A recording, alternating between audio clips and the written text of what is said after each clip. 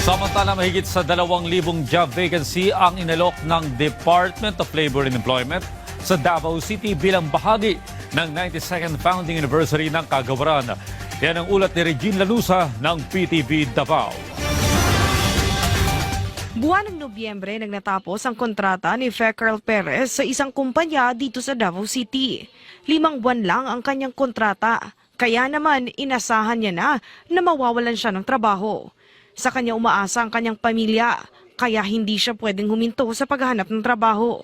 Ngayong araw, laking tuwa niya na isa siya sa mga hired on the spot sa isinagawang job fair ng Department of Labor and Employment sa isang mall sa JP Laurel, Bahada, Davao City na bahagi ng pagdiriwang sa ika-72 anibersaryo ng ahensya. Na-hired na, ma'am. Yes, ma'am. Yes, ma'am. Yes, ma'am. Happy ko, ma'am.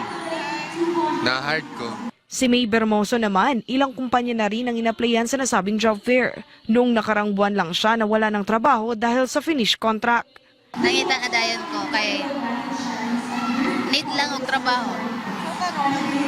Sa karon na basig na baka sakali lang basig na isa diri matawagan or madawat ko.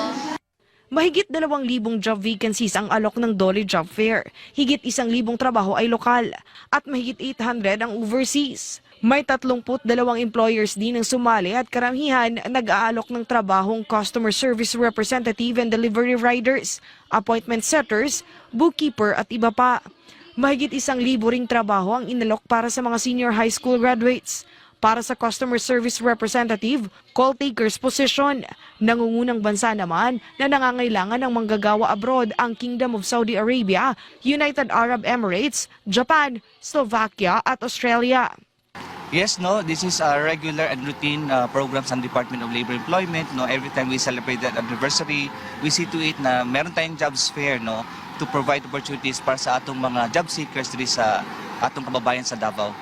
Bukod sa job fair, may turnover din ng iba't ibang programa sa kulang-kulang 200 na mga grupo at asosasyon ng mga benepisyaryo. Naging oportunidad din ito para sa mga first-time job seekers na makakuha ng mga requirements sa paghahanap ng trabaho.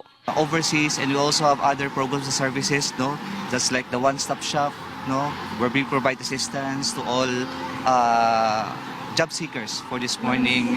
And of course, we have participating government agencies just like the SSS, the National Bureau of Investigation, BIR, so on and so forth to provide necessary assistance for our job seekers.